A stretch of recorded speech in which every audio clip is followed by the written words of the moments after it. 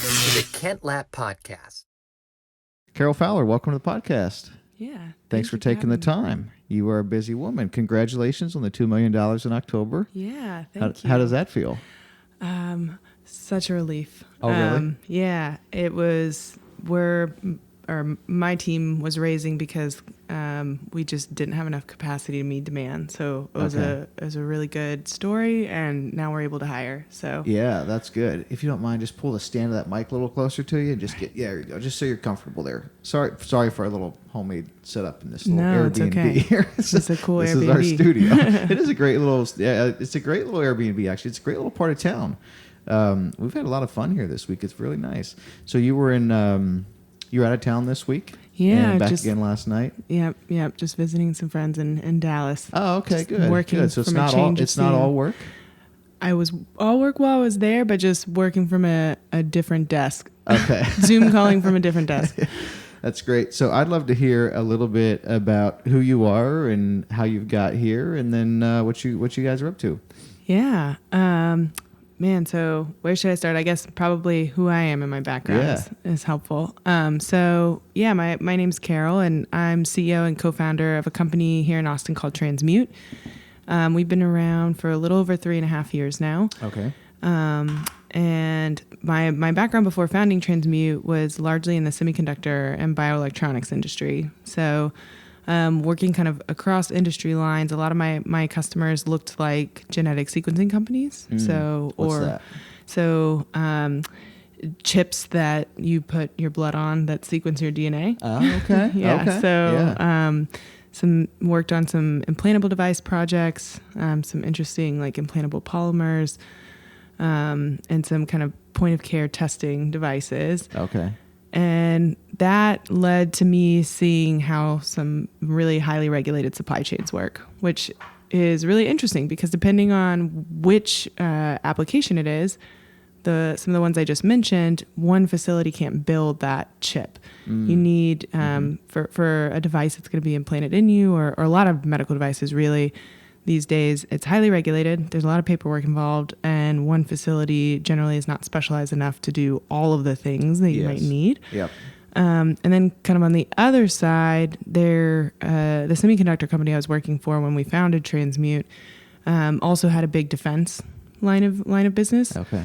And those supply chains are equally fascinating, even more highly regulated, but they're necessarily opaque. So they don't want one facility to know the full build of the product for lots of reasons. Right.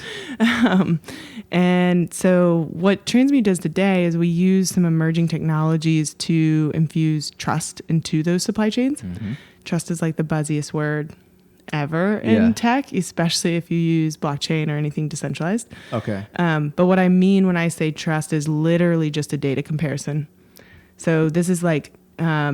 I recently heard someone on another panel I was on referred to as carbon trust versus digital trust. Okay. So paper-based trust is like, it's on paper. It's only as verifiable as I can see you signed it. Right. Maybe I have a notary, whatever. Yep.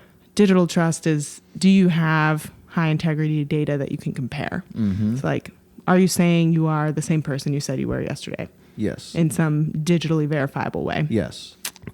And so what Transmute does is we use some fancy cryptography to produce these kind of, I like to think of them as like cryptographic watermarks, or like their signatures that allow you to match them to the other documents. Okay. And so we're doing this in the supply chain space. But basically you're creating like a permanent kind of stamp in time that can't be undone, right? So exactly. If you guys verify it, that's it. Like you can't go back and change things around. You can't fudge the numbers or cook the books or those types of things, right? Exactly. Which when you get into like paper documents and those types of things, I mean, it's extremely easy to tamper with that, correct? Yep. No, exactly. Okay. So, and in particular, the use case we're working on is not quite in the semiconductor or the biotech space yet, although we have some plans to land and expand. What we're actually focusing on today is steel. And metals imports. Oh, fascinating. So we're very Texas. Yeah. super focused. Is that why? Is it because you're in Texas, or why did you kind of land on that being the first kind of target? Yeah, so that's a good question. There's a lot of reasons. One is one of our first customers is Department of Homeland Security. And in particular, we're working with a division called the Silicon Valley Innovation Program and with Customs Border Protection. And they had been studying this technology for a really long time. They'd invested a lot of money. So they knew they wanted this functionality for customs entrance of different kinds of commodities. And they named 3 as their top priorities. They said steel, timber, and oil and gas. Really? And Customs did? Yeah. So those were the top priorities. I don't know if you can remember, I can't always remember pre-COVID days, but steel was in the headlines kind of a lot. There's a lot of shifting tariffs and regulations.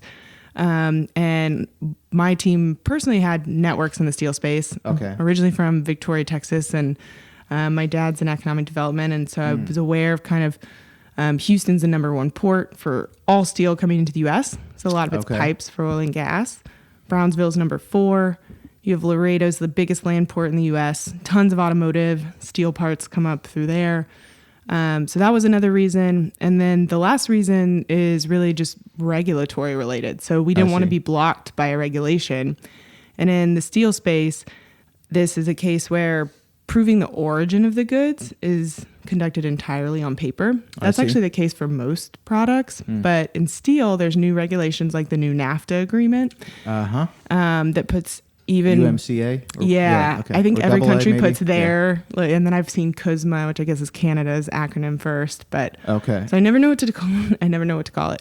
Canada has their own acronym for the same thing? Each country switches the Do they really? order. Yeah, No way. Yeah. Oh, I didn't know that. That's yeah. funny. So of course, for the U.S., it's the USMCA. Yes. And it puts a broader regulatory burden on automakers and metals importers to prove to prove more about their tier 1 and tier 2 suppliers, because they're trying to prove what's been made on shore versus offshore, because we have this kind of made in America push. I don't know if that's the right phrase, but the general trade initiative is pretty bipartisan. Okay. And so, this is a space where it's really, really needed. It's super archaic. I don't think like any other millennial teams that I'm aware of are really focused on steel or disrupting these really industrial spaces. So, right. Yeah, that's fascinating. Okay, I'd love to nerd out on that, but let's go back. Where were you from, and how did you get into tech to begin with? What's your background? Yeah, so I'm originally from Victoria, Texas.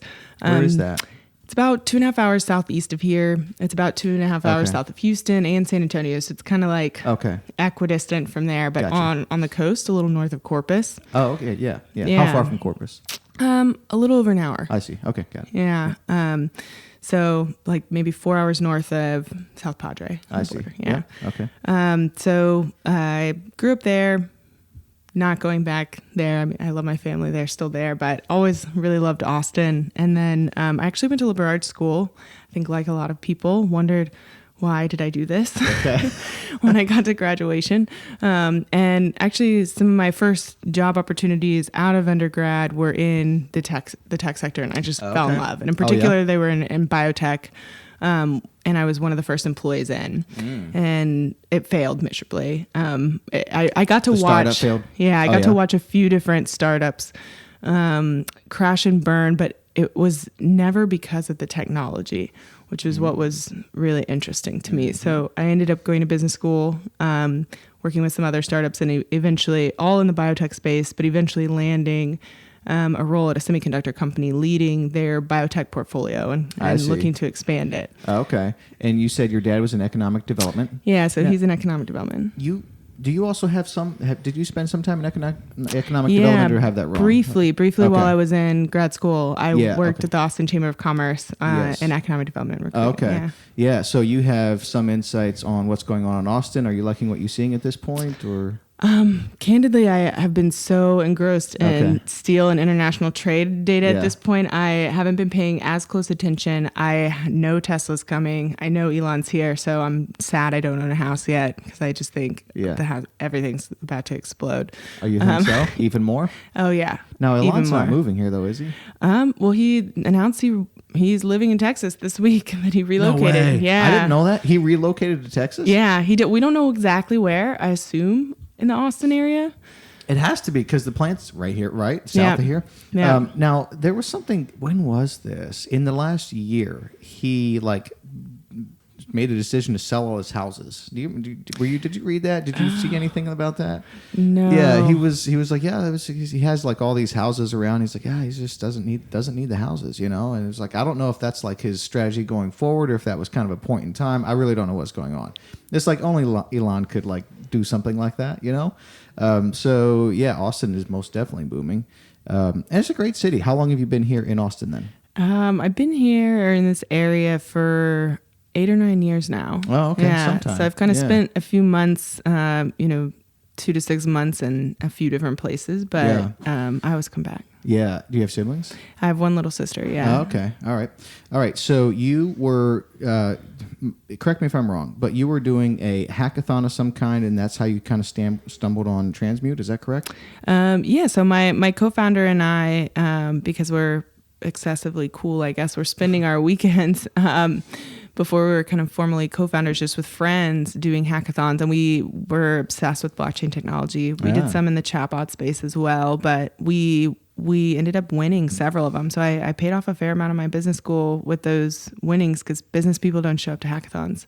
So my advice to business people is show up, find a good engineer, let them tell you what they're building, and then put together a good story with real data. Wow. Like you can win that kind of money from these hackathons? I mean, a few of them we would win, $10,000 to split among the team. I see. So it was like, if there's only 2 of you, you can, start to rack some of these up. But so the one we won that ultimately became Transmute, the project, we called it Monarch, and it was an application built for refugees, Syrian refugees entering the EU. And it was a decentralized identity app that was meant to give users ownership and control of their data. So what was happening at the time, this was in like 2016 or 2017, I guess 2016, it was kind of the height of the refugee crisis. Germany had put out a lot of fiscal impact data, which is what I was using. Daimler sponsored the hackathon, which we weren't really aware of while we were putting all this together. So we had a board of German judges. Okay. And then kind of what was going on is they were overwhelmed by the kind of migration, and they were looking through social media and taking smartphones to verify identity. But that's absolutely not what you want a government or a nation state actor to be doing. Trying to verify these immigrants coming in? Yes, okay. yes. Like And looking them up on their social media and that type of thing? Yeah. Hacking their smartphones? No, but basically in order to just, I think, process the overwhelming volume of folks coming in, it was really like putting pressure on their asylum process, and there's a lot of organizations that needed to be involved. So anything that could help them verify their identity more deeply and process those applications and get them settled faster was useful, except that users aren't in control of their social media identity or a lot of these others. And in this case, these were migrants who, in most cases were also professionals in their own home country. So why can't an electrician in Syria quickly integrate and become an electrician in Germany? Like, these were kind of the questions we were asking. How can they own their professional history and be able to showcase that? How can they showcase in a verifiable way their progress learning the language or whatever to integrate into the new society? But it was a prototype, and ultimately that is not what kind of the customers we ended up amassing were interested in. And I think part of the reason is we're kids in Texas at the time and not in the EU. We did get put in touch with a really cool group that I think is still operating in the EU called Techfugees. And they fund a lot of different refugee targeted applications for needs that they face.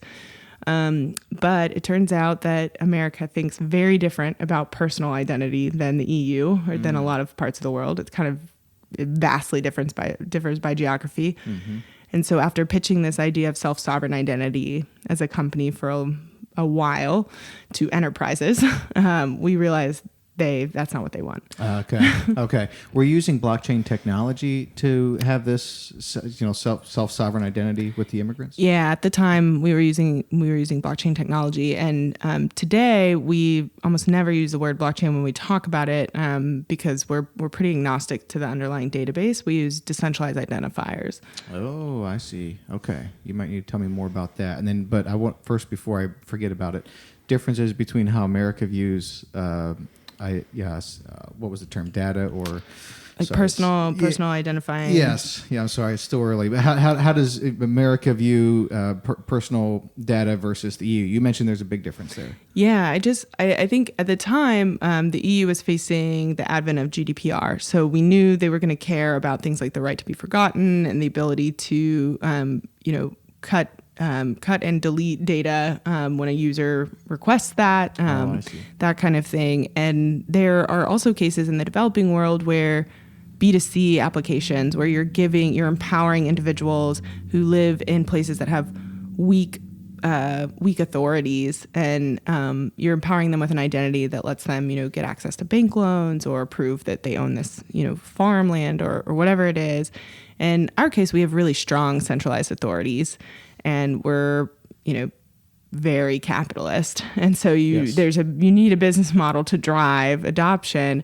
And we're not used to, other than going to the DMV every 10 years, paying for anything that has to do with our identity. I see. Right. And so that coupled with, candidly, just the education curve of like, how am I going to explain to my grandma who's scrolling on Facebook all the time, truly, that she needs to care about surveillance capitalism. Like, how am I going to make her care? Right. But it turns out that this concept of self-sovereign identity, which is really, in my opinion, a kind of movement coupled with technology. So it's these values of enhanced privacy and ownership and security, and then tech that can power that future. Okay. It turns out businesses care about those things too. So if you're a steel importer or really any kind of company, you have proprietary data that you don't want to share, but you want to run efficient business processes. So you need to share some amount of data efficiently. And increasingly with cybersecurity threats, you kind of want to minimize what that data is. You want to reduce the liability of what you're holding. So very similar concepts apply, it turns out. And so once we realized that, we were kind of off to the races. I see. In the space that you're in now, do you get into, or is what you're doing sort of mitigating at all surveillance capitalism, or not? So is that not really the space you're in now? You're more in the public or the corporate sector with steel and stuff. Yeah, so right now we're in the corporate sector with steel and stuff. I wouldn't say we're battling it directly, so to speak, but the infrastructure that the product is built with and the standards that we work on is certainly something that can help mitigate the risks of business models like that. Oh, really? Because even though we're focused on selling this ability to better secure and own your data as a manufacturer or corporation, that same infrastructure is what would power an individual user's ability to exercise those same rights. And so we've chosen the lowest hanging fruit as an entry point. Yeah. We're not the only company working on these technologies. And once they're adopted, they are the technologies that would allow you to really accessibly, exercise the rights you supposedly have in Facebook's terms and conditions. Okay. And actually, delete your data or request your data. So it's conceivable to think you might dip into that sector or category of the market at some point in the future? I don't know if we with this company we'd run directly at that. I think global trade, there's a lot there. Yeah. So and I'm pretty fascinated by in general what securing our supply chains means for geopolitics. And so I think we'll keep focused on metals. We may move into microelectronics. We've researched a lot in pharmaceuticals and food imports, which are a bit more complicated. I'd say even like the cannabis industry is super far ahead in terms of identifying individual products and kind of preempting what they perceive will be strict regulation on identifying product. And so, there's a lot of interesting things to tackle. Like the cannabis industry is further ahead than other types of industries. And by the way, correct me if I'm wrong here, but just to really dumb it down, like one way someone could use your technology is they are selling, I don't know, organic coffee. And you can either take their word for it or you can see that it's proven to be true. And your technology helps that person who's selling, could help that person who's selling organic coffee show that, yes, this is true because here's the steps along the way, here's where it comes from, and here's the actual kind of stamps in time that prove that this is actually organic coffee. Like, I know that's really simplifying it, but that could be an expression of what your technology That's exactly what do? we're doing. And what we're doing it with is there's different kinds of credentials is the technical term, but just documents. To get that coffee across any state or international border, there's documents that are going to have to ship with it. There's a commercial invoice. If you're going across an international border, there's a customs invoice. The proof of origin document is required for any product coming in to the U.S., and it's completely non-standard. For coffee, they may want to know some of the properties or the quality tests. They may want to see toxicity testing or any other thing like that. In steel, the proof of origin also details mechanical properties, purity, right? Because we don't want weak steel going into our bridges or our cars. And so each of these is on paper today, so really easy to forge, to make a human error. But it's supposed to be created at the point of manufacture. So in our system, it feels much like a DocuSign. So it's just, you're not feeling any of the encryption, but the manufacturer can fill that form out. And when they hit sign, it's cryptographic signatures happening on the back end. And that's what's creating these immutable trust points. Okay, gotcha. So, all right, talk us through a little bit more on how it creates these immutable trust points. It currently, are you running this on, I know you're not, you're not hung up on blockchain technology, because it sounds like there's other, I don't know, cousins to or siblings to blockchain technology that also work, which I wasn't really aware of. How does the tech actually work on the back end here? Is there a way to explain that to terms that like I might be able to understand? Yeah, so a decentralized identifier is built on PKI, so very well understood cryptography, public key infrastructure. In this case, it's decentralized PKI. And what that means is that if you and I both have a decentralized identifier, we have a public key and a private key. And so when I sign this document, that's what I'm signing with. And those are the signatures that get verified, or when you run a verification check, you're trying to make sure that those signatures are the same. I see. And what we actually do is not only do we sign, but we're anchoring reference identifiers to something like a blockchain. We have probably our most notable work has been on Ethereum. However, the encryption, this is a little bit separate part of the discussion. Those encryption curves are not necessarily NIST or FIPS compliant. Today, they're not for the public blockchains. These are more bleeding edge encryption curves. It's cryptography that's not quite as well accepted by a lot of the cybersecurity community or by enterprises yet. So there are private permutations of blockchains, which I would rather not even go into some of that world. Hyperledger, some of the IBM tech. There's lots of companies that have those. Then there's things like Amazon QLDB, which is not technically a blockchain, but it is an immutable ledger. And it has some properties that give us what we need in terms of encryption compliance. But the real innovation is these decentralized identifiers, because we don't care what blockchain it's on. We can still create these verifiable data points regardless. And so we can switch out that blockchain component. And the reason we built it that way is because we don't think one winner will shake out. And we want to also enable kind of a bridge to a more decentralized future. I see. As companies feel comfortable and the business model makes sense. Yes. Okay, so it's more than just here's a paper showing that, this, going back to the example, that this coffee is organic, and it's more than the signature that gets decentralized and is like there's no way to tamper with that, right? It's visibility into the both parties that sign that paper and the supplier.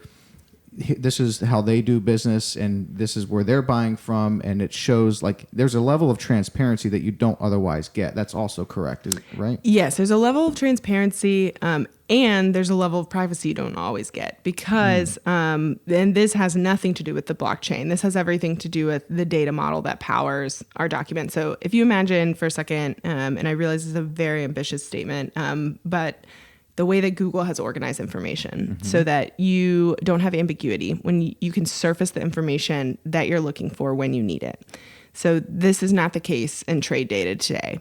You can't just look for the bill of lading or the shipping document or the proof of origin document. It's all on paper. So not only is it not, even when it is digitized or a human types it in or scans it in, maybe it's digital and then somewhat searchable, but it's not using something called linked data today to avoid ambiguity and surface kind of discover the data that you need. And so what our product is built on, which this is actually a requirement of our work with Department of Homeland Security SBIP program, and I have to give a shout out for sure to Anil John. He's the technical director there and has really pushed an emphasis on open standards and interoperability for the companies that he does business with. At the Department of Homeland Security? Yeah. Okay. Yeah. And that's been tremendous for standardization and adoption of the technology and actually realizing its potential. But JSON linked data is one of these requirements. And JSON linked data is also something that powers Google. And that's what is under the hood in our product. And so our goal is to create the same kind of experience for trade documents so that you start to build really granular reputation for your suppliers. You can selectively disclose data minimally as needed for any transaction, but also that you have things linked together in an unambiguous way. So if you can imagine, Mexico talks about their avocados a little bit differently than California. Same thing is true for steel or any other product. India is going to talk about it differently than Vietnam. Yes. And so how do you reconcile those differences in a really elegant way? And almost in a sense, giving a common language to some of those differences, right? That's what your tech would do. You mentioned being interested in some of the geopolitical ramifications. I would be fascinated to hear more about that. Yeah. So basically, there's this book that I read before we founded the company called Connectography. One of my Techstars mentors had recommended it. It was long before we were looking at supply chain, and it's a really interesting book that basically talks about how Industry 4.0 and the future of global just relations will be premised on the security of our supply chain. So even actors who have hostile relationships have trade agreements, right? Like these are the boundaries by which you see collaboration or at least some kind of I'm blanking on the word, but collaboration or agreement. You come to some kind of agreement. And these are also the cases where we're seeing increasing kind of attacks in the cyberspace and otherwise. But it's even more so in many places in the world, it's also where we have not innovated. These industrial spaces and supply chains and customs and ports. I would say places like the Port of Antwerp and Belgium and Singapore. There's some, Hong Kong, there are some places that are way more digitized and have really done a lot there. We have an initiative called the 21st Century Customs Framework that's it's a bipartisan initiative that is meant to modernize our customs infrastructure as well. Okay. But when I talk about geopolitics, I'm really looking at the US and China. So coming from the semiconductor space, part of the reason you want those supply chains to be pretty opaque, especially when it comes to defense, you don't want one manufacturer to know the full build because you don't want, backdoors or reverse engineering or any sort of tampering. But the other reason is because we've offshored so much of that work. Almost every chip in the world starts somewhere in China or at TSMC in Taiwan. Wow. And so how do you prove or how do you mitigate the risk of something nefarious happening when you don't have you don't control every point in the supply chain? And this is increasingly true in a variety of our industries as we've offshored so much of our manufacturing. And in steel, for instance, China is the number one producer of steel in the world. We are the number 4 producer. We're the number 1 importer. They're the number 1 exporter. But they're not even in our top 5 importers. Which seems in our top 5 so importers. Of the top 5 countries that we import from, they don't make it there. But one of the biggest use cases for our technology is that a lot of times Chinese steel will come in looking like it's from another country. Because the proof of origin document says it's from another country. And they're trying to make it look like it came from China? Yeah. Or they're trying to make it look like it didn't come from China. But it actually did. Right. And we have no kind of high integrity data set to be like, things coming from this particular region in Vietnam seem to always need investigation and actually come from China. And the importers who is held liable. But we don't, and it's not nefarious in many cases. They don't mean to do this. They think they're ordering from a legitimate the importer doesn't supplier. Mean to do this. Right. Okay. Right. I'm sure there are cases where there is intentional bad acting, but for the most part, it's just the sheer volume and complexity of the problem and the inability to mitigate that risk. Yeah. that's really where some of the breakdowns are causing. And we've been working on some research in our phase 2 work with DHS, and I don't have the specific statistics on my head, but I have the general ballparks because it was shocking to me. We just got some of this research this week, but the U.S. is the number 4 producer. We produce a little over, I think it's 84 million metric tons of steel a year. Export or just produce? Produce. Okay. Right. And we still import quite a bit as the number 1 importer. China is the number 1 producer and the number 1 exporter, but how much do you think they produce? This was like a shocking statistic to me. So much more than us. I have no idea. Yeah. It's well over 900 million metric tons. What did we produce here, States? About 84 million metric tons. Metric tons annually. Yeah. Produced in America, 84 million metric tons. China produces over 900 million. Right. Holy cow. More than 10x? More than 10x. And India is number 2, and they're at just over 100 million. So that gives you the view of just how dominant of a player China is when it comes to the materials that go into global infrastructure. Whoa. That's wow. So they have the corner on the market, so to speak. So, golly, that is so much. I mean, but they also have more than 4 times our population. Right. And a lot of that steel is being used in their own infrastructure for sure. Okay, yeah. But they're, when you hear those numbers and then look at our top 5 importers and know that this stuff is tracked on paper, it's hard to conceive that there's not way more Chinese steel coming in. So that number, yeah, okay. Well, and this is what I wanted to go to. So you're saying in 2020, so let's say I'm an importer here stateside in America, and my job is to find steel nationally, make sure it's good, everyone knows what they're buying, bring it in, import it, right? And I might sell it to a defense contractor, I might sell it to, I don't know, people that build bridges, I might sell it to people that build high-rise towers, yep, like whatever, high-rises, right? Yep. If I'm the importer, I'm selling it to potentially government or corporations, correct? Yep. Okay.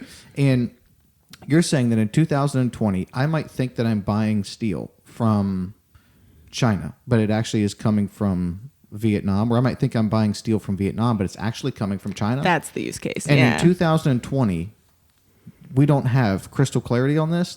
Nobody can tell you how much Chinese steel we're importing. Nobody. When I was fundraising, investors were blowing like, my mind. It's like, this is 2020, guys. We're not in the 70s anymore. Like, when you buy steel, you should be able to know where it comes from, right? So this is the problem that you're tackling. Yep. One of that you're, for now, and you'll get into others, but yeah. Wow. Yeah.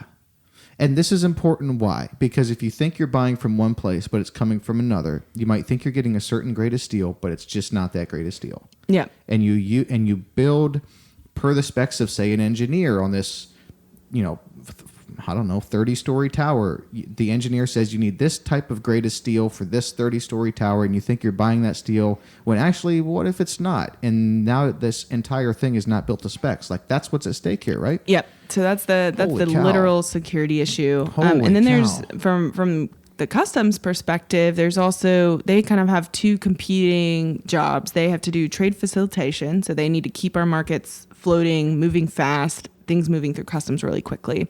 But then they also have trade enforcement, which is the national security issue you just described. Like, let's not build fragile commercial buildings, or bridges, but also tariffs. So it's we're in often in a trade war. Chinese tariffs are quite high. Mm-hmm. There's a huge incentive for them not to look like they're coming from China. Yes. Right? So we're missing a lot of that tax revenue as well. Yes. Okay. How many times are you and your co-founder laying in bed at nights, about to drift off to sleep, wondering if you're never going to wake up again because the powers that be in other countries don't want your technology to get to market? Oh, man.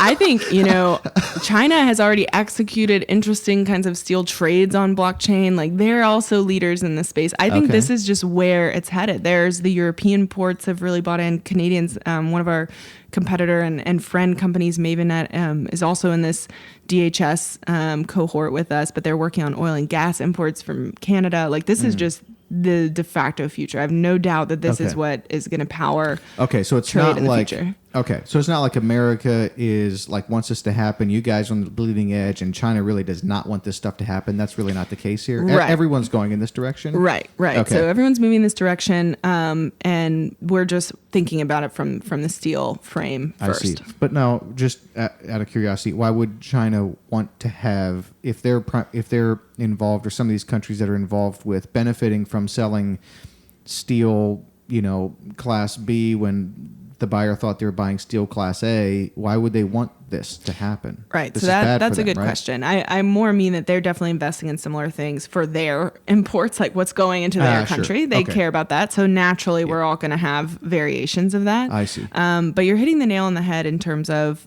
there's no technical silver bullet. We can't engineer something that's, avoids idiocy completely or fraud Right. completely. If you put poor data in and you lie, the good news about our system is you can't lie that you lied. Exactly. The next day, we know what you claimed the day before, and so it's an incentive system that more for good actors, because if you understand how it works, then you're not going to want to try to commit fraud that's going to be elevated or escalated immediately. Yes. So my broader vision, or what I am generally laying up at night thinking about, is how use of a technology like this over the next decade could completely transform our position in the global, secure our position on the global stage, but even bigger than that, democratize access to trade for smaller trading partners. So imagine you're an organic farmer and you have a verifiable way to prove that your new product is legitimate, you are who you say you are, really quickly with large trading partners. That would be amazing. Yeah, exactly. Yes. Okay. And I can envision another use case for your technology years down the road is where you have kind of a spin-off of this, and like everything that a politician ever says or does, or laws that get signed, or like a thought, like it gets stamped in time, and like they can't lie that they lie that they lie. Yeah, I'm blanking Like, on the name could of you a do company, that? but there is a company that has worked on something in that vein. I'd have to circle back, but they were working on not everything a politician says, but they were proposing doing this with their tweets. And what I think they're actually doing is doing this with their vote. So being able to verify, this candidate says they're running on this, but then look at their voting history. Yes, and there's data please. around that already. So like that may one day happen. I hope so. As Yeah. taking off my Transmute hat as a citizen, I really, Yeah. that would be, I think, really interesting. Wow, this technology it's really fascinating. Like the use cases that could happen here. Yeah. Now, just out of curiosity, like what is it? Okay, who are your customers? Yeah, so the customers that we focus on are steel importers and manufacturers, and everything up to automakers are in our pipeline. Today, the only customer that I can really talk about is Department of Homeland Security. Yep. But we also work with some other standards agencies for supply chain as well. Okay. So it turns out there's entire ecosystems and companies who already are deeply embedded into product identification. So Okay, so all right, so let's take you said the Department of Defense is a customer. Department of Homeland Security. Department of Homeland Yeah. Security is a customer you can talk about. You're selling them, like what are you selling them? Software? Yeah. So we're a software as a service company. So Okay. right now we're piloting the software for the steel use case. I see. Okay. Now, you're not necessarily their accounting system. No. Okay. But you're sort of an add-on to their accounting system that gives this level of transparency that can never be tampered with or changed. Is that semi-accurate? So less the accounting system and more, they have a system called ACE. I forget what the acronym means, but this is where their trade documents go. So it's accounting in the sense that it is a ledger around what's coming in and out of the port. That makes sense. But we don't touch cryptocurrency. I know that was one of the questions there. Okay. We have no relation to that, and we Yep. don't. Today, we're digitizing things like invoices and making those verifiable credentials, but we aren't handling any of the money or the settlement I or see. any of that. Okay, that makes sense. Thank you. All right. So this makes sense why you had, is it Moonshots Capital? Yeah. Funded you the $2 million in October. And is that accurate, by the way? So they led the round, and then we had Current Investments, TMV out of New York, which they have another interesting angle, but I definitely had very specific reasons why we chose those investors. Okay. Well, one thing that stood out to me was Moonshots Capital. You said they led the round, and they say they only invest in high quality leaders, and then they also seem to invest a lot in what's the term? Geez, not government, military. Yeah, veterans. Yeah. It looked like they invest a lot in veterans that are doing startups or in this sector. And I wasn't aware that you had that in your background, but now it kind of makes sense because you're in this kind of sector with selling to Department of Homeland Security and so forth. I'm not a veteran, but both Craig and Kelly, the founders of Moonshots, are, and that you're hitting the nail on the head. I wanted serial. They are also both serial entrepreneurs themselves, so it was really important to me that whoever was on my board was an operator. I wanted a career entrepreneur, not a career VC. So I want to be a good CEO. So I need someone who's done it before, in the seat next to me. And in addition to that, they're not afraid of government. They've both built and exited companies into government and into enterprise. They've sold products for whom both of those categories are customers. Yes. But government work scares a lot of VCs. They hear government and they hear bureaucratic hoops, long timeline. But ultimately, we're very much in the kind of the third wave camp. So the book, The Third Wave by Steve Case, talks a lot about some of these new startups. The industries ripe for disruption are highly regulated industries, like manufacturing, like healthcare. You cannot disrupt those without comprehending the regulator's needs or having them as a customer too. I see. And in many cases, in our case, our interests are really aligned with DHS because they don't get the full visibility into our trading partners if commercial industry doesn't adopt. Sure. So targeting them as a customer and meeting their needs first, it just makes good sense. I see. So you wanted VC that had some government and military experience, and they were and Moonshots Capital was looking for entrepreneurs that are kind of in the government and military sector and. It's a good fit. Yeah. So how big is your board? So just 3. Okay. Yeah. Okay. So Moonshots gets 1 board seat. Yeah. Okay. Gotcha. And the other people that invested, the other VCs that invested alongside Moonshots, they didn't invest enough to get a board seat. Is that kind of how that works? Yeah, we have 1 board observer, and the other big major investor was TMV out of New York. And this is a firm I'm equally as excited about as Moonshots, and chose them for a little bit different reason. So this is a female-founded fund out of New York, and in particular, Marina, our board observer, and she's been tremendous help. Her entire background and family history is in container shipping and trade. So they were specifically looking for a diverse founder in the shipping space or in logistics. And so she checks like all of the use case customer box that isn't the regulator.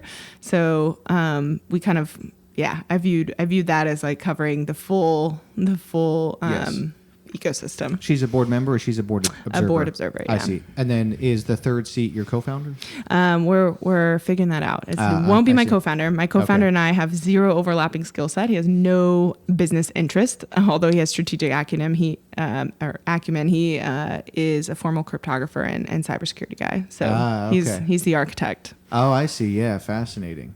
Is that so? This is new, getting into kind of this, having a board and having these, kind of high-powered, kind of experienced, kind of bigwigs, so to speak, on the board. Like this is new this is the first time we've had a board. Yeah. Is it a little bit intimidating?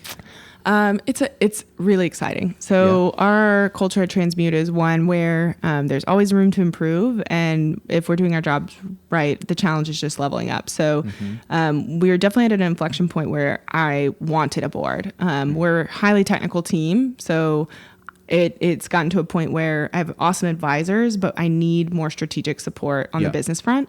So it's definitely the right time. Because of the nature of our customers, any additional support or relationships into government or the bureaucracy or into the archaic shipping industry was super, super valuable. I would say for me, I view imposter syndrome as like an engine. So that's like a video game. So it's just like leveling up. And I feel really a lot of gratitude that the folks that I have in my court it's like a coaching relationship. Yeah, that's so great. I definitely feel like I still, it's my company, my vision, but there's a lot of workshopping and coaching happening, and that's I think great. it's going to be good. Are you just working like crazy right now? Like of the kind of the lifespan of Transmute up until this point, like what's been kind of the craziest, all hands on deck, full throttle all the way, all the way high kind of period of time? Is it now, or is it earlier when you were kind of founding things? So no, it's now. It just keeps going faster and faster. So the raise was kind of crazy, especially during COVID. I'm actually not even, I don't know it would have been feasible to raise the way that I did pre-COVID. So I pitched over 200 times in less than 3 months. I mean, I was like, and that I still attended customer meetings and team meetings. So I was like 7 a.m. to 9 p.m., like just back to back to back to back pitching.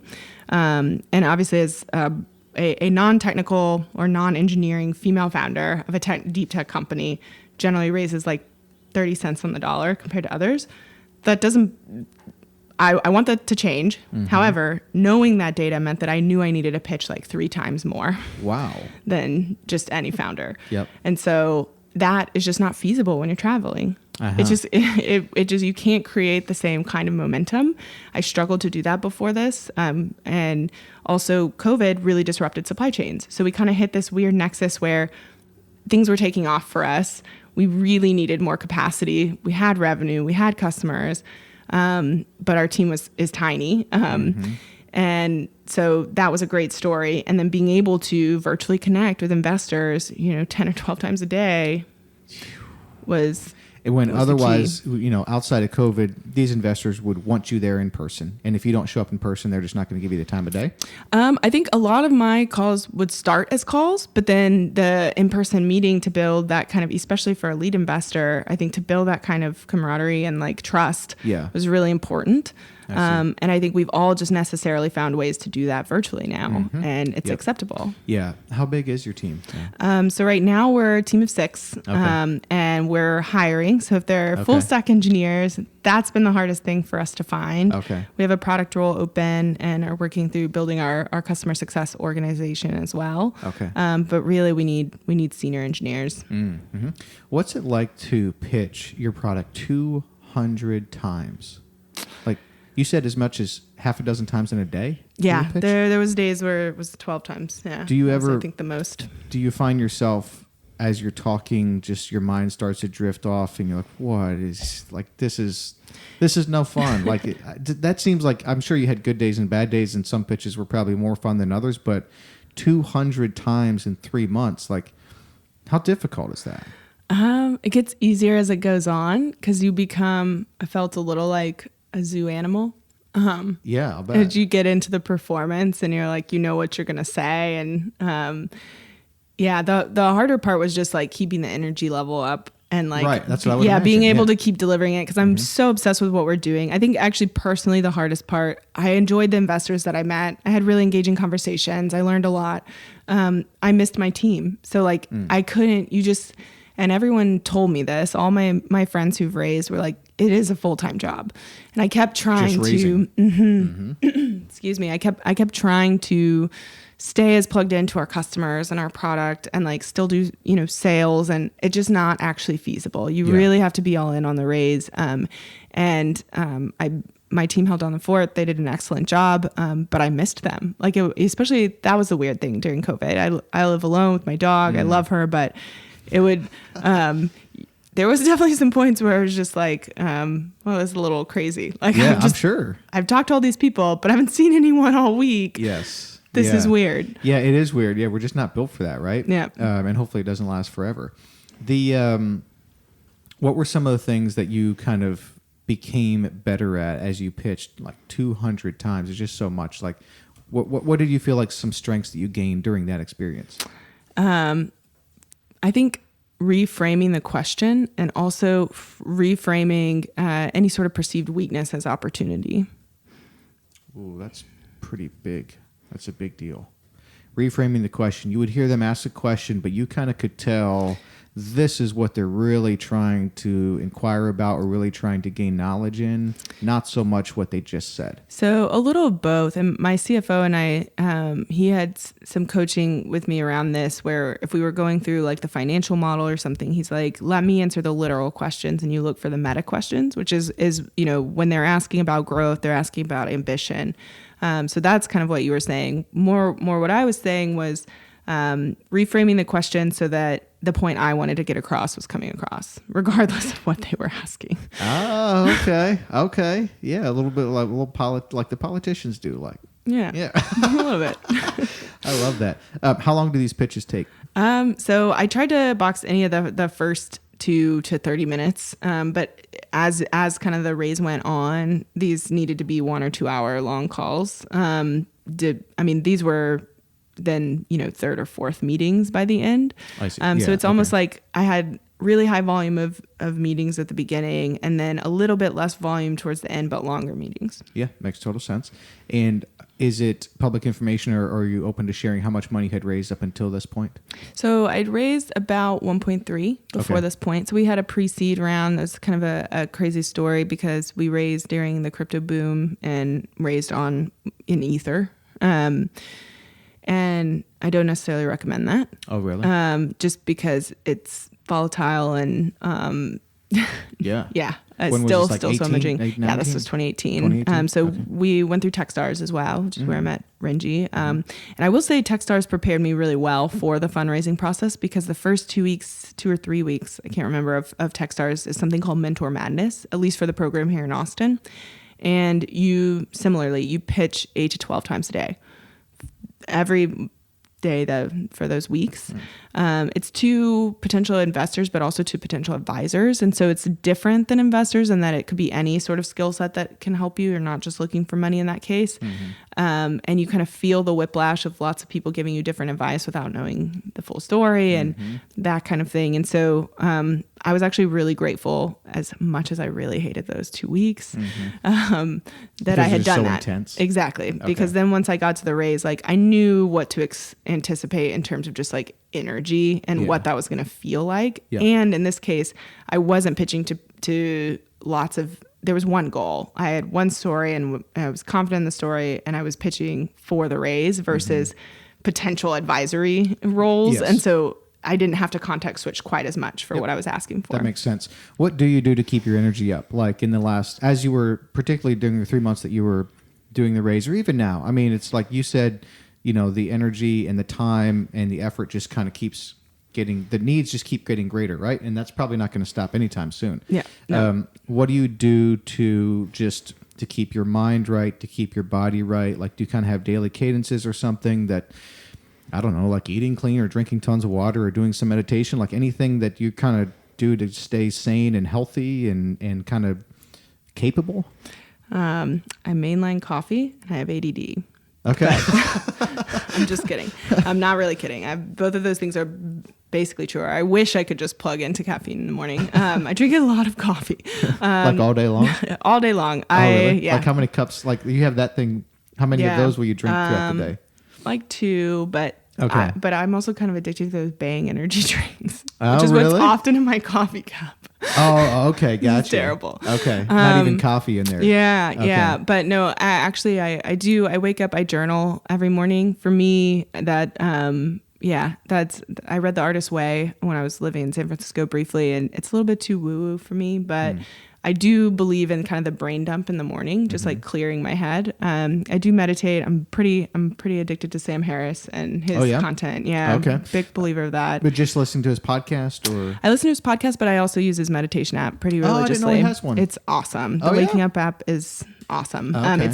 It makes the fuzzy concepts very tangible and it's really neuroscience based. So I highly recommend it. And then I also cycle, and I was definitely a gym rat before COVID. I missed the gym a lot. I like to lift weights. Oh, really? I scored power blocks at the beginning of this. What's that? They're those adjustable dumbbells that powerlifters use. Okay, yeah. But they're not the same as barbell. So mostly you can find me like road cycling. Okay. Actually on the road, or do you have something in your house? Road. I can't do the stationary thing.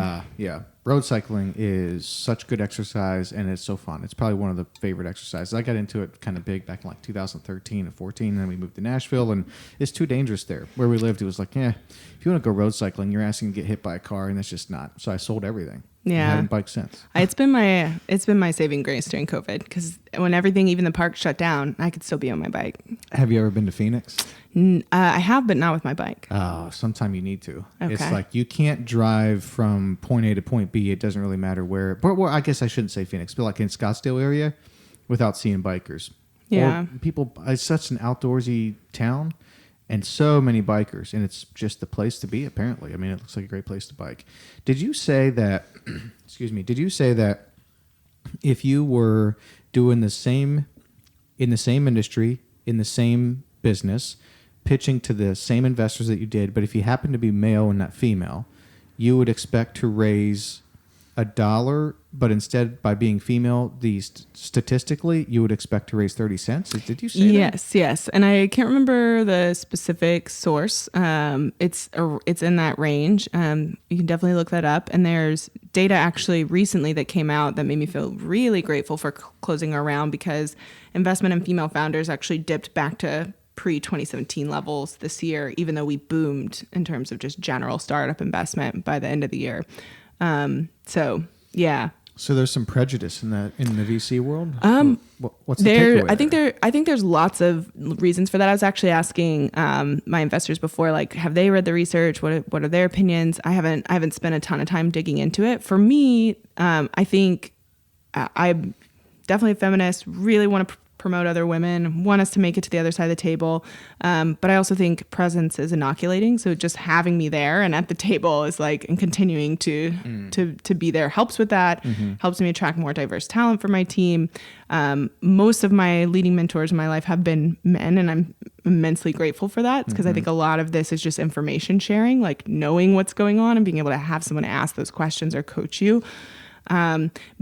So when I went into the raise, I wanted to understand the data, because I wanted to know, I wanted to manage my own expectation. How many times am I going to need to pitch?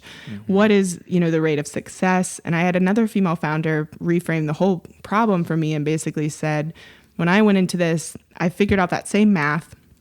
She was working in the impact space, so it was a little bit different math. And she was like, so I knew about how many, times I was going to need to pitch. And then I just tried to get 100 no's. I just completely took the ego out of it and was like, I'm just going to go for 100 no's. Almost make that a goal. Yeah. Right. Yeah. Because then about how many times you should, once you get to some threshold, you can evaluate whether or not it's feasible for you to raise you as a person or for that product by understanding what the math behind about how many times you need to pitch before someone says yes. Yeah. But again, this is something that needs to change, right? This doesn't seem right. I mean, I hope it changes. I hope it changes. I know there's a lot of really awesome women working on how to make that change. I know TMB has aggregated. They have kind of a group of, I think it's over 90 female fund managers now, and like they're actively doing research to try to figure this out. I know Moonshots prioritizes diversity, and even in the veteran space, I think it's really important that that's the diversity of perspective that brings to the table. And I think it will change. I believe it will change. I did meet a lot more female fund managers and funds focused on diverse founders during the raise, which was really exciting. I would say that there's I even met some that were very focused on deeper tech, but I would say more that I encountered were focused in kind of the consumer space. I see.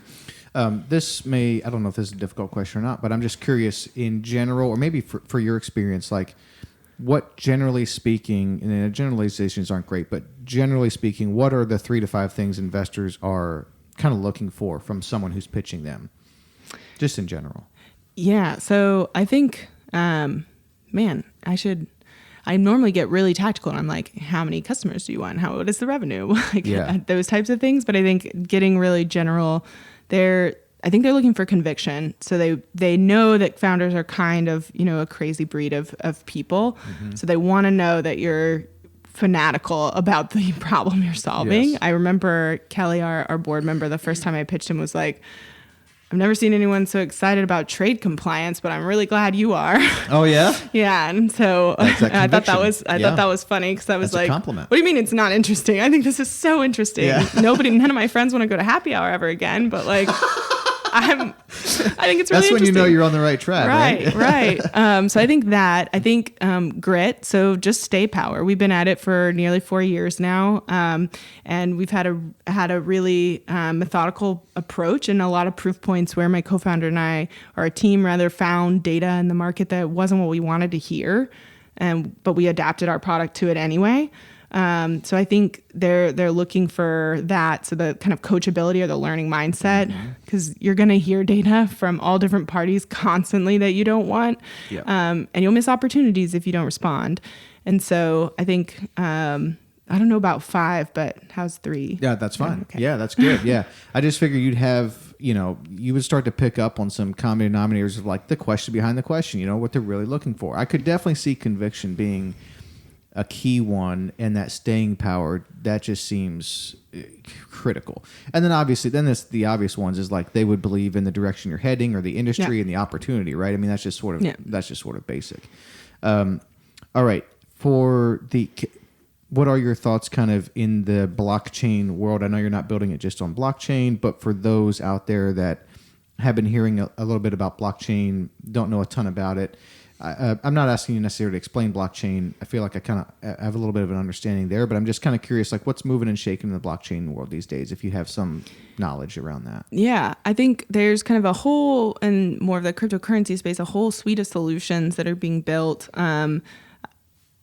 I wouldn't say in a complete vacuum, but there's a decentralized economy happening, and then there's companies like mine who are using some of those same concepts and technologies for the existing economy and the way the world works today.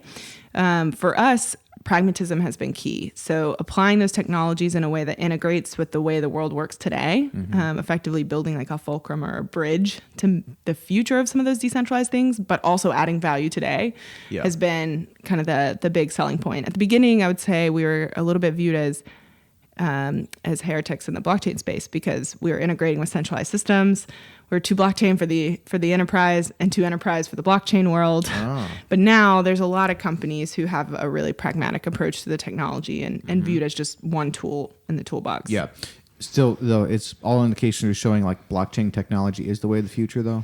I do think decentralization is part of it. Okay. So that would be a safer bet. Yeah. I think decentralization or DPKI generally, COVID has been a big driver of this, right? Because touchless, contactless transactions, digital transactions, seeing how brittle all of our supply chains have been, or the fact that, Texas spent millions of dollars on counterfeit PPE, like things like that have just really surfaced. Exactly. Hey, we need better ways of managing trade and transaction. Yes. And decentralized platforms and information, and that would help with that, right? Yeah. It's a lot harder but it's harder or almost impossible to be fraudulent at that point, correct? It's not impossible to be fraudulent, but it's much easier to cut the fraudulent player out of the system. Yeah, I see. Much easier for them. They can't hide. Yeah. You may not know much about this space, but do you think cryptocurrency is also the way of the future? Or do you think that's a little further down? Yeah. Personally, I have crypto. I'm interested in crypto. I don't spend a lot of my time thinking about it. I just hold. But I do think have stock in, you're saying you have stock in crypto, or you use it to trade? I don't trade a lot, but I have mostly just Bitcoin and Ethereum are the 2 that I had focused on. And in general, I just think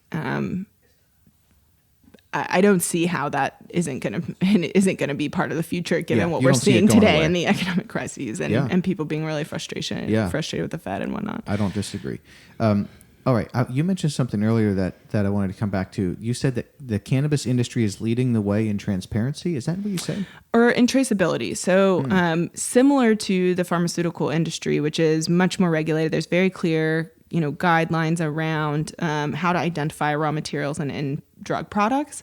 The cannabis industry has some similar state regulations in the places where it's legal, and they have really taken advantage of bleeding edge technology to identify, different sort of strains and genetics and the end products and the packages in a way that is almost overshooting. Like I think what's happening, and obviously I'm in Texas, I'm not in that industry, but I think part of what's happening is as they see the potential for legalization at the federal level, they want they know they're not in compliance with the federal level. So they're in excessive compliance with the state level. And they're getting really creative about how to anticipate what stronger regulation would look like.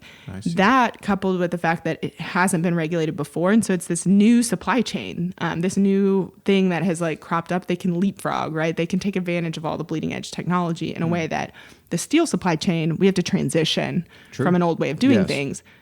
The cannabis space has just taken the bleeding edge immediately. That's fascinating. What are they using? What's the tech that they're using to stay on the bleeding edge of this?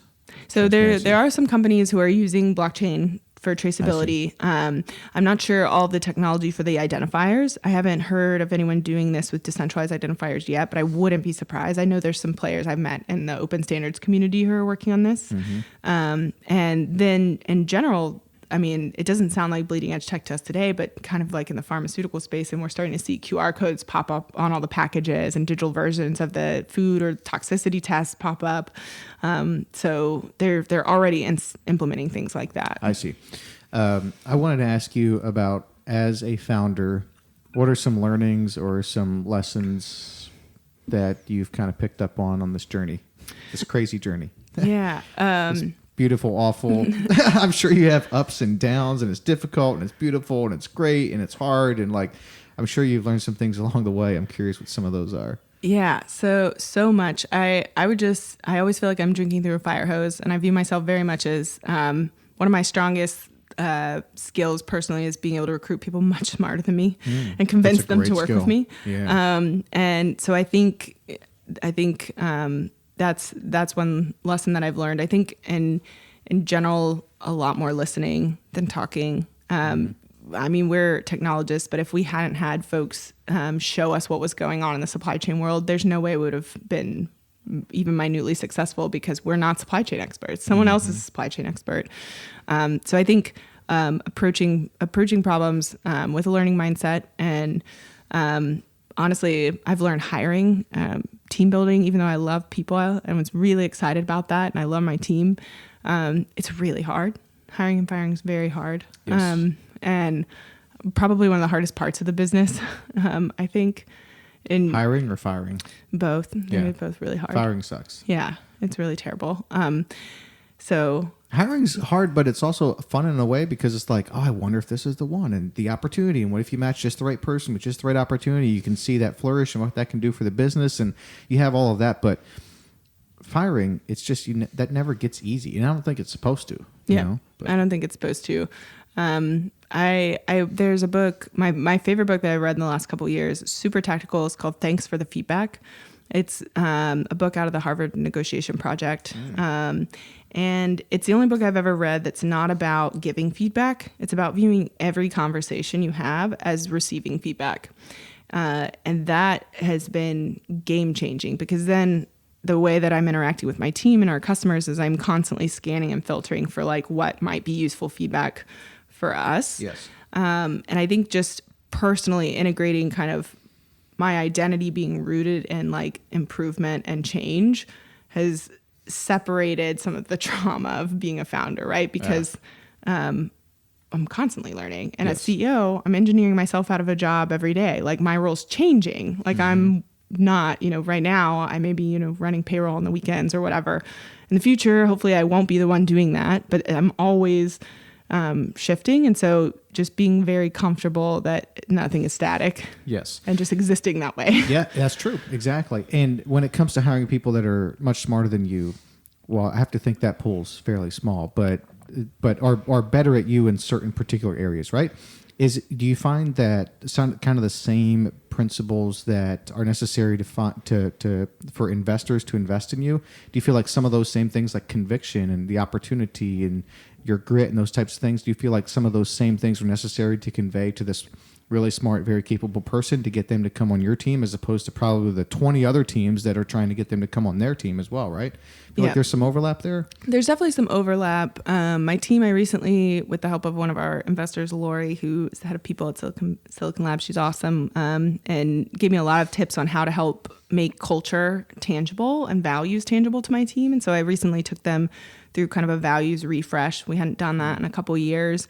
And I really think what we found in that is what we're looking for in candidates. So one of the lessons I've learned is whatever your culture is or the company that you want to live in for a long period of time, you have to model that, which actually has been harder than you think. So when I say unlimited time off and don't work on the weekends and then everyone sees me working on the weekends, that's terrible. I keep learning that lesson. Yeah. I actually really love working when no one else is. I don't know why. I do too. I really like it. What is it about that?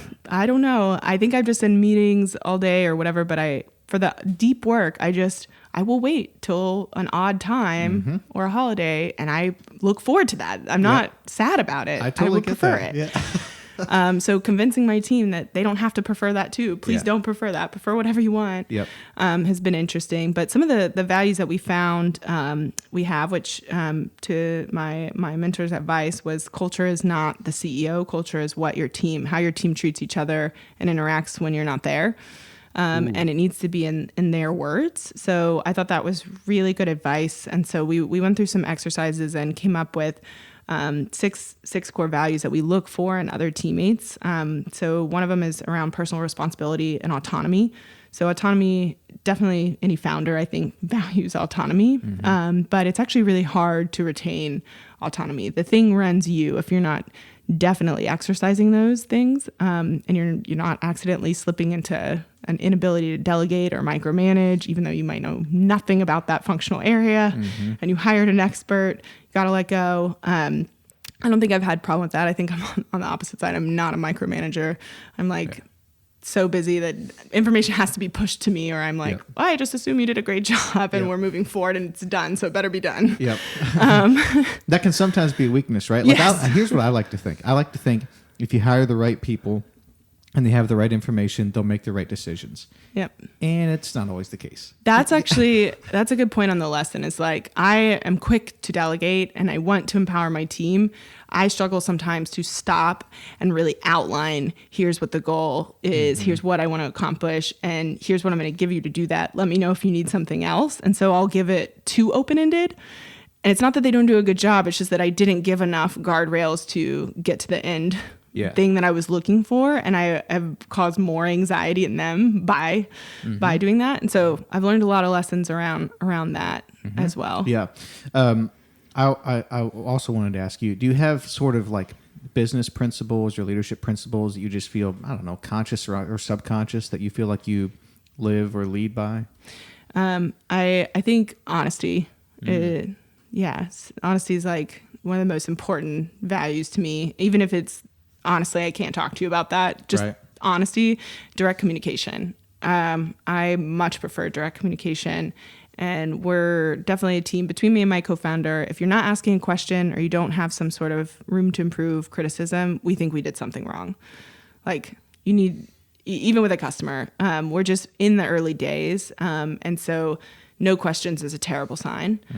So I think that coupled with honesty. Yeah, I love that.